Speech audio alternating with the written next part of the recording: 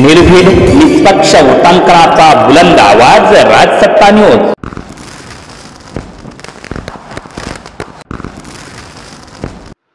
नमस्कार, मी सहदेव जाधव, आपण पाहत आहात राजसत्ता न्यूज। मी गेलो होतो तर मला सांगितलं तर आरामशीर वेळ द्या बरं का आम्हाला, मग मी काही जास्त होता तरी मग म्हणायचो गेर बांधला रे गेर बांधला तर तू चला त्या निमित्ताने एकत्र आपण बसलोय, चर्चा आपण झालेली आहे, उत्साहाचं वातावरण तुमच्या सगळ्यांमध्ये मला या निमित्तानं दिसतं आहे। बिरेवाडी विविध कार्यकारी सेवा सोसायटीचे ही नूतन वास्तू उभी राहिली आहे आणि खरं आहे की इथे सांगितलं त्या पद्धतीनं का बिरेवाडी ही ज्यावेळेस मांडव्यामध्ये होती तिच्यापासून वेगळं करण्याचं, कारण बिरेवाडीचं क्षेत्र जे आहे ते गावाव्यतिरिक्त सुद्धा वाड्या हे पाहता बरंच मोठं क्षेत्र इथे आहे आणि मग हे वेगळं झालं पाहिजे अशा प्रकारचा आग्रह आपल्या कार्यकर्त्यांचा होता आणि त्या कार्यकर्त्यांच्या आग्रहानंच त्यावेळेस पाहिलं ती प्रोसिजरचा भाग आहे आणि अंतिम तो निर्णय मंत्र्याकडे न्यावा लागतो खासबाब म्हणून करून घेण्याकरता।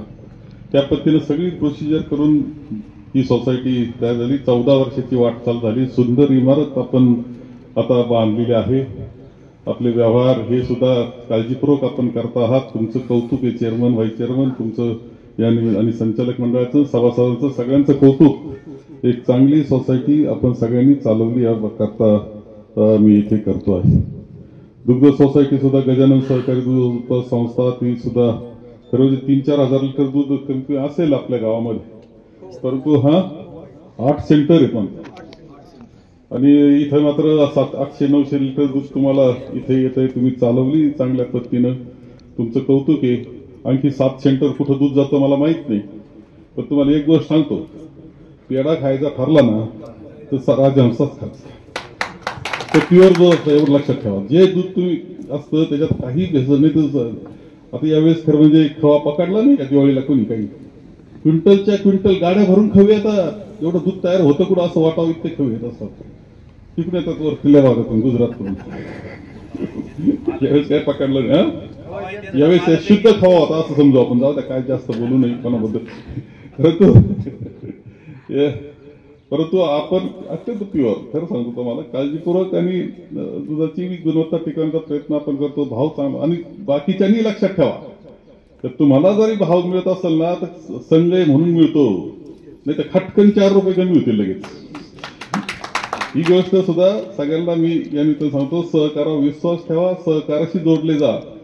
मी आपल्या सोसायटीच्या इमारतीच्या वास्तूचं करीत असताना भूमिपूजन करीत एकच विनंती करील, चेअरमन, व्हाईस चेअरमन, सचिव काय तुम्ही सगळी मंडळीला की असेल प्लॅन कदाचित छोटा पण तो आर्किटेक्टला दाखवून घ्या बरं का, खरं सांगतो तुम्हाला। आर्किटेक्टला नाही दाखवला तर काहीतरी अशी आपले, मी काही कोणाला दोष देत नाही, आपले सेंटरिंगवाले हुशार आहेत, आपले गौंडी हुशार आहेत, आपल्या ठेकेदार हुशार आहेत, त्याबद्दल वाद नाही, पण आर्किटेक्टला दाखवून घ्या एवढं सहज म्हणून मी सांगेल का त्यात मग थोडा बारीक बदल जरी त्यानं केला तरी काही गोष्टी दुरुस्त होऊन जातात, हे या निमित्तानं मी आपल्याला इथे सांगेल।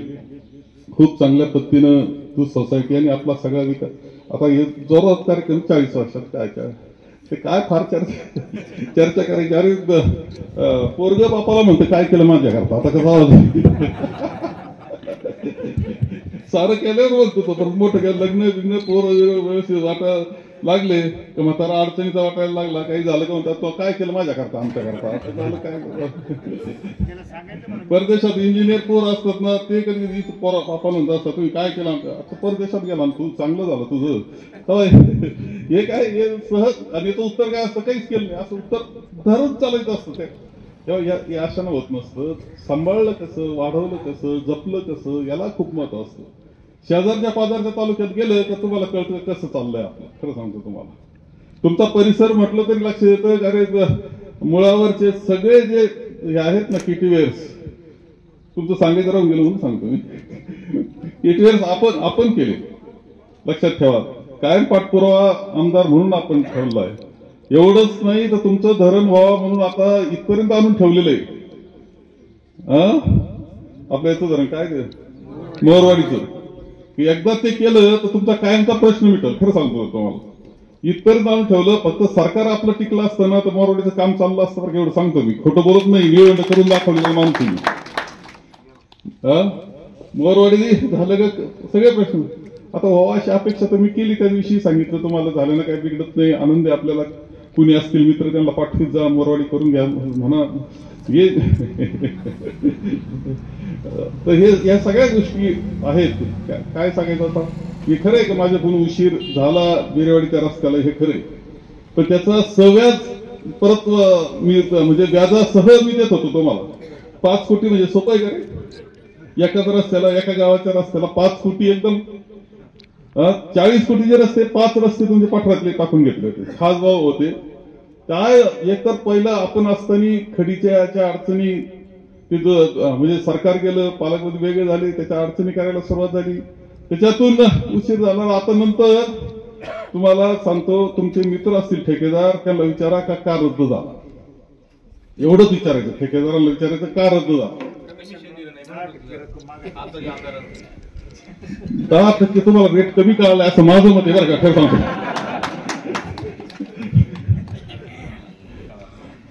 म्हणजे कमी मला तर 15%च्या वर कळाला, आणि त्याच्यामुळे वर्क ऑर्डर नाही म्हणून रद्द.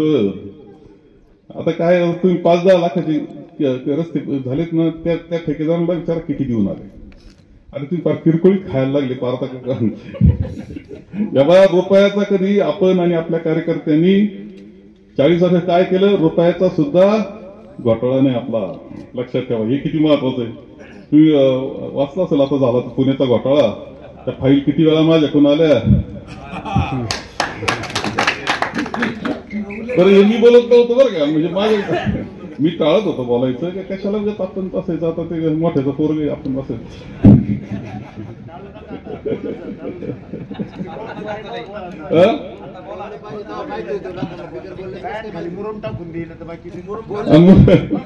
अरे आता मुरुम, अरे एवढा मी सगळ्यात जास्त काय महसूल मंत्री होतो, हा विषय माझा असतो. खनिज म्हणजे जे असतात गौण खनिज म्हणतात त्याला, मुरुम वाळू. तुम्हाला गमतीदार सांगतो, मी तर सांगितलं होतं, मुरुम जर रस्त्याला पाहिजे असेल, गोठ्याला पाहिजे असेल, अंगणात टाकायचं, सार्वजनिक कामाला असेल, उचला टाका, काही पाहू नका त्याच्याकडे. हे अरे काय कशात गोठ्याला म्हणून टाका, खाली गायांच्या खाली, त्याला तुम्ही 1.5 लाख दंड. आता शिवास सांगून राहिला, कसा त्रास होऊन राहिला, काय चाललंय, काय कसं चाललंय, वेगळं काय सांगण्याची आवश्यकता आहे असं काही नाही. हे सगळं युनुस शेख दाखवा तुम्ही, आता हे सगळं मी बोलतोय. हे पैसे गेले, एवढा तुम्हाला गमतीदार मग तो अभ्यास बरा दिसतोय मला. हे पैसे गेले कुठे, हे मुद्दाम पहा तुम्ही, मुद्दाम पहा. असं आहे की लोक तुमच्याकडून सुटलं पकडायला तयारच आहेत ना माणसं, बोकड्यासारखं वाटून खायचा परत कापून. अरे हे काय चाललंय, कसं चाललंय. अरे तो खरं सांगतो तुम्हाला, तुम्ही खूप काळजी घेतली पाहिजे. मी जास्त बोलत नाही, फार वेळ झालेला आहे, परंतु एक सांगतो तुमच्याकडं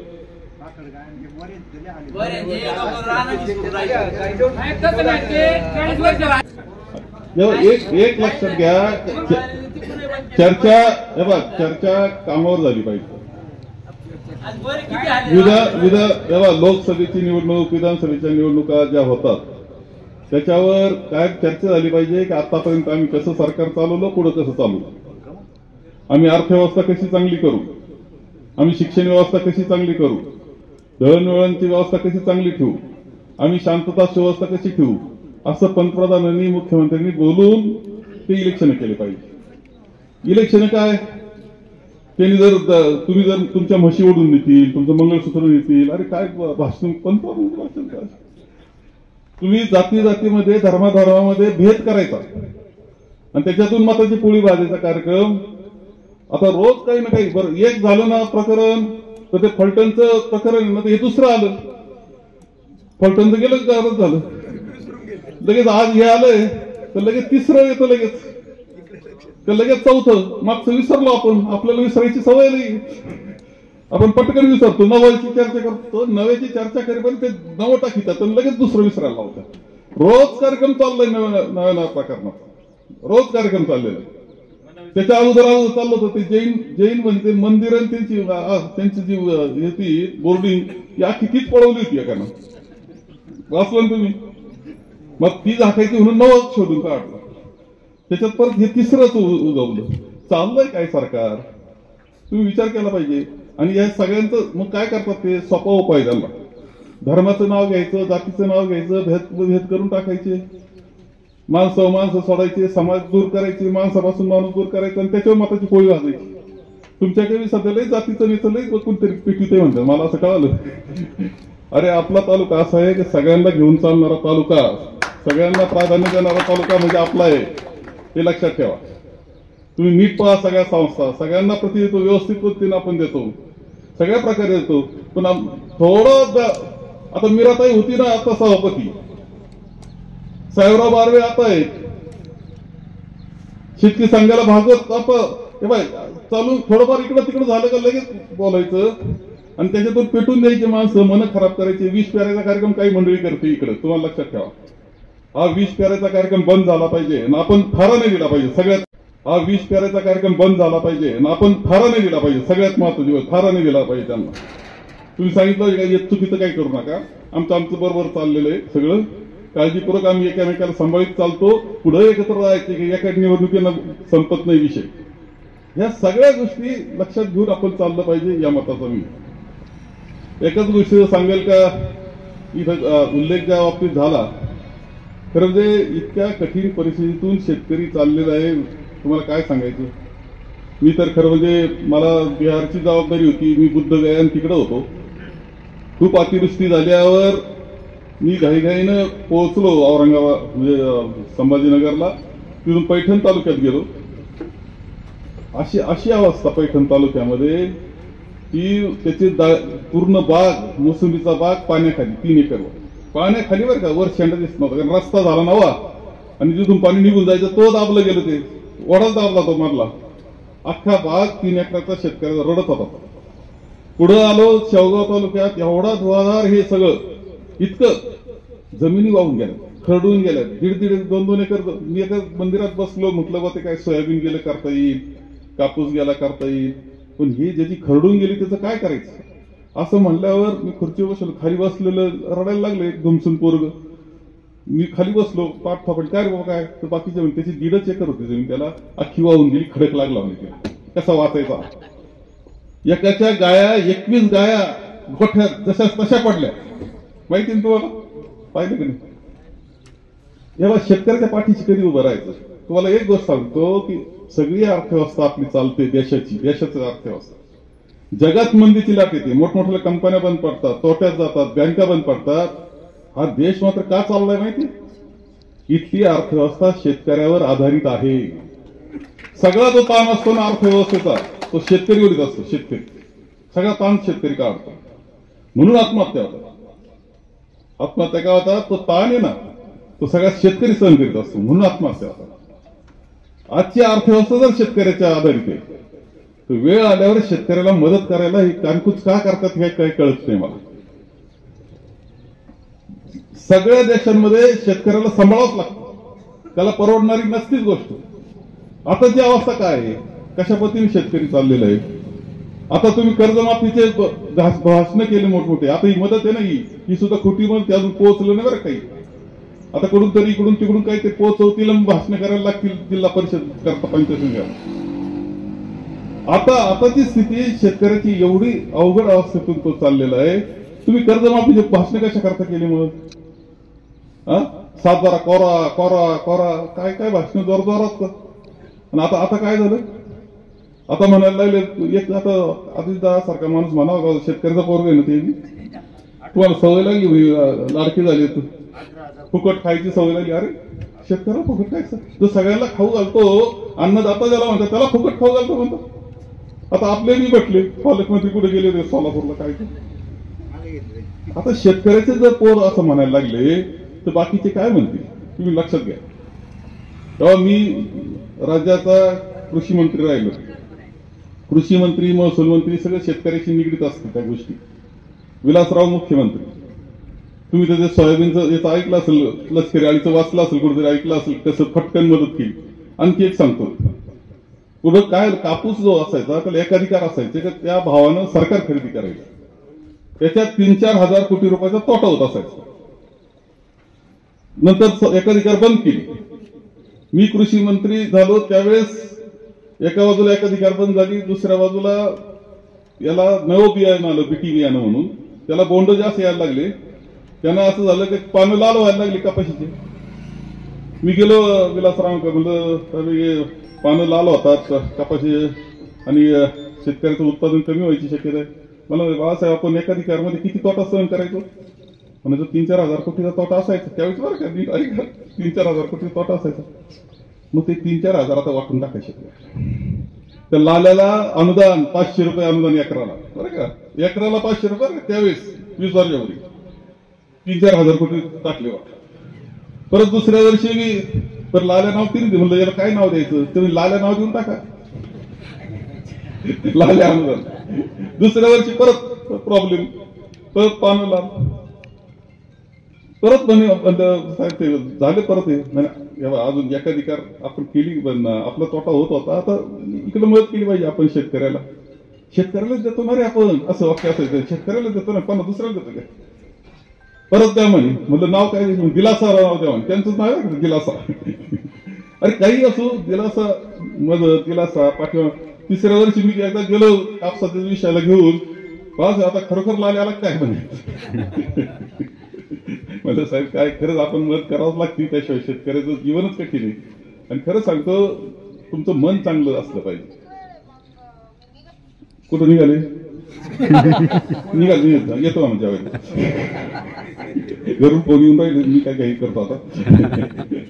परंतु हे भावना चांगली असेल ना तुमची भावनाच जर चांगली नसेल, तुम्ही जर निवळ जाती धर्माच्या नावाखाली आता त्या चोऱ्या करून सत्तेवर जायचं, तुम्हाला प्रेम नाही जनतेबद्दल शेतकऱ्याबद्दल, तुम्ही कसं सरकार चालवणार? हे सत्तेचं सरकार कुणी वाली नाही शेतकऱ्याला, अशी परिस्थिती दुर्दैवानं तुम्हाला खरं सांगतो. आपण निवडून देतो जातात, काय करणार? काय काय परिस्थिती काही जाणीव आहे का त्यांना? काय भाषण विधानसभा कशी चालती पाहिली का तुम्ही आता अलीकडं? काय भाषण करतात माणसं? एक एवढं काही बोलत होते. बोलायला सोडलंय काहीला फक्त, म्हणजे शिवीगाळ करायची, हे करायचं. म्हणजे काय होतं, मुख्य विषयाकडून लक्ष दुसरीकडे गेलं पाहिजे लोकांचं, असा प्रयत्न. दुर्दैवाने ही परिस्थिती आहे. आपल्याला सगळ्यांना माझी विनंती आहे, जे झालं विधानसभेला झालं. मला कोणत्याही परिस्थितीमध्ये जिल्हा परिषद पंचायत समिती चांगलीच झाली पाहिजे, याची मदत तुम्ही केली पाहिजे, मदत केली पाहिजे. भक्कमपणे राहिलं पाहिजे. बुद्धिभेद करणारे जे आहेत, विष कालवायचा कार्यक्रम करणारे, त्यांना दूर ठेवा. पुन्हा एकत्र पद्धतीनं सगळं जीवन आपलं जगायचं असतं, त्या पद्धतीने काळजी घ्या. आम्ही उमेदवार चांगलेच देण्याचा प्रयत्न करू, ही काळजी करू नका. पण तुम्ही मात्र व्यवस्थित राहा. आपण तालुका जो आता किती गोंधळाची अवस्था सांगत नाही, त्या संगमेरमध्ये एवढ्या अंमली पदार्थ आलेत, ड्रग्ज म्हणतात त्याला. काही सिगरेटी आल्यात, काही गोळ्या आल्यात, काही प्यायचे असे थंड हे आले, काही गुटख्यासारखे आले, काय इंजेक्शन आले. कसे आले रे? एकदम 10-15% प्रकार चालू आहे ना, तो तिकडं चालू झालाय. खरं बोलतो मी. तिथं जे अशा याच्यातले माफिया आहे या विषयातले, ते एसटी स्टँड पुढे येऊन भाषण करायला लागलेत. एवढा प्रतिष्ठा त्यांना मिळाली.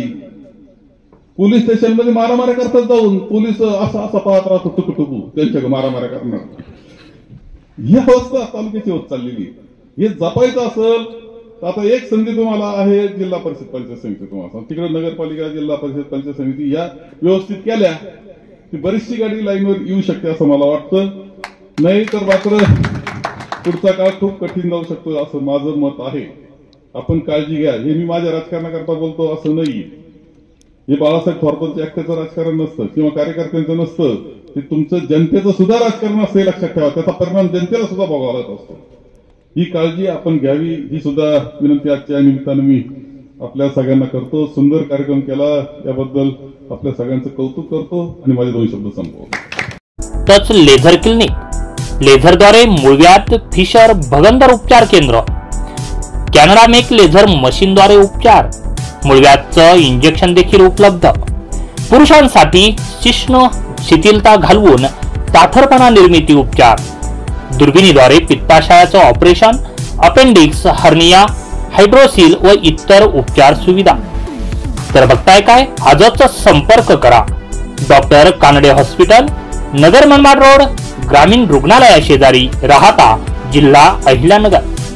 संपर्कासाठी क्रमांक आहे 9420636736 किंवा 8208 423324।